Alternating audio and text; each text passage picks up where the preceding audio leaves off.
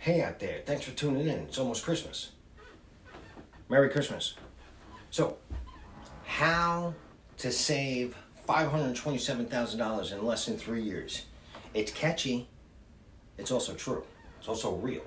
I was talking to a friend of mine yesterday about savings and retiring and different things like that, and I've never been a good saver. How about you? I looked up what's the word that I'm looking for someone that doesn't have the ability to save, or it's not in their DNA or whatever. And there were some negative words that came up. Let me tell you. One of them was a spendthrift. Another one was impulsive. And then they also alluded to immature. I'm not going there. There was also another word in there I never even heard of before. Profligate. I'm like a profligator. What the hell is a profligator? Anyway, make a long story short, I was never able to save money. When I was a kid, before I was even 10, I was out there working, either cutting people's grass, shoveling sidewalks when it snowed, going crabbing and selling dozens of crabs from door to door. I think I got $3. And when the money would come in, I'd go and buy something that I wanted. It wasn't like I was throwing the money away. I was going to get a new fishing pole or a new plastic model to put together or some book or something like that. So I like to spend money. Even today, I like to spend money. And again, it's not like I'm a compulsive gambler. I'm going down to AC. Well, I still do go down to AC. But it's not like I'm going down there and spending money I don't have. You know, I'm not throwing money to the wind. I just can't seem to put the money away and then not get it later. You feel me? I know the old rule, you're supposed to put a certain percentage of your weekly paycheck or monthly paycheck away, and I think that's great. And if you're a saver, good for you. I'm not. Now I found real estate, and I'm like, how do I put together $527,000 in less than 3 years? Well, I want to share it with you, because if you're like me, it's another reason to get into real estate. I want you guys to hear this, and one of these little tidbits is going to be like, well, that put me over the edge, Harry. That's why I want to do it. I'm like you, I can't save any money until I'm forced, because I have to have a forced savings. I'm going to tell you exactly how I got there in 1 second. Here's the downside. I don't even know if it's a downside. I'm saying that because I heard so many people that aren't into real estate say the downside to having your money tied up in real estate is it's not liquid. I don't want it to be liquid. It's not like stocks. It's not like a bank account where you can just go, hang it like this. The house is not like an ATM. I mean, it requires some effort to get the money out. But I try to play to my strengths. My strength is if it requires some effort, I'm leaving it in there. Also, I don't aspire to retire. I don't know if I ever heard that from anyone else, so I'm going to coin that phrase. I don't aspire to retire. Take some pressure off. Because I know I talk to people. I'm in my 50s. I know it's hard to believe. I'm in my 50s, and a lot of my friends are in their 50s or early 60s.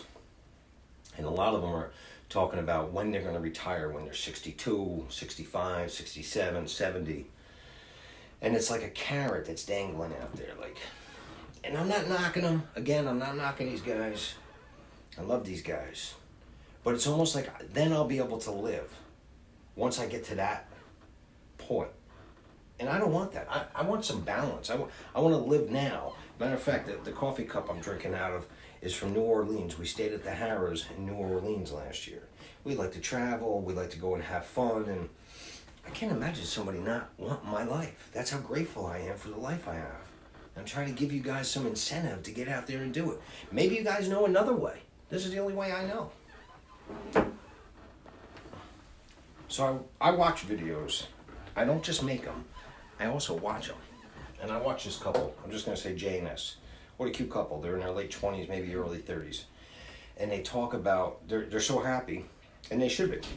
They finally got to the point where they have enough passive income coming in that covers all their monthly bills. I think they have $4,000 coming in, and they got $4,000 that they spend each month. And it covers, so they don't really have to work. It's like financial freedom. And I think that's great. But they talk a little bit about how they got there. How they got there was they scraped by. And I'll tell you, for any young people out there that want to get into real estate and then not have to work in 8 or 10 years or even less, that could be a model that you use. I mean, they scraped by, they house hacked, where they had roommates come in, they paid most of their mortgage, then they were able to buy another place, and now they got 3 or 4 different rental places that are bringing in $4,000, and they're still working. I give them a lot of credit. That's not for me though. And then you got the opposite side of the spectrum. I'm just going to say BM. He bought an $11 million mansion in Tampa. I love this guy. You know, I don't think he'd mind if I said he's a little crude. However, he's got a heart of gold. He doesn't talk down to anybody. And he's made it big in real estate, coming from very humble beginnings. And as a reward to himself, he bought an $11 million mansion. Good for him. So it's two different sides of the spectrum. I try to have some balance. So here's where I got the title to the video from. In the last less than 3 years, we were able to accumulate over $500,000 in equity. Equity is savings. I don't know how else you want to term it, but it's savings. So if you're like me and you have a difficult time saving money, real estate might be your thing. Now I went a little bit further and I want to see with a 3% appreciation, which if you've watched any of my videos, that's the average appreciation over the past 150 years. With 3% appreciation and paying down the mortgages over the course of 5 years and 10 years, this is what that turns into. So I got lofty goals with the amount of houses and units I want to get, but if we only had these units that we have, 5 rental units right now, and our primary residence, all real estate, if we only had this and didn't do anything more, in 10 years you're talking about $1.5 million. This is from a guy that can't save any money. That's why I'm pressing it. That's why I'm so enthusiastic. That's why I make these videos, because I want you guys to get the fire under your butt and say, you know what, I think I could do that. Not Harry. Although he's good looking, he's not that smart. I think I could do it. Hey, reach out to me. Ask me how, or how I did it, or let's run numbers together. I'll probably talk to you before the end of the year, but just in case I don't, I want to wish you guys a Merry Christmas. And remember, you are loved.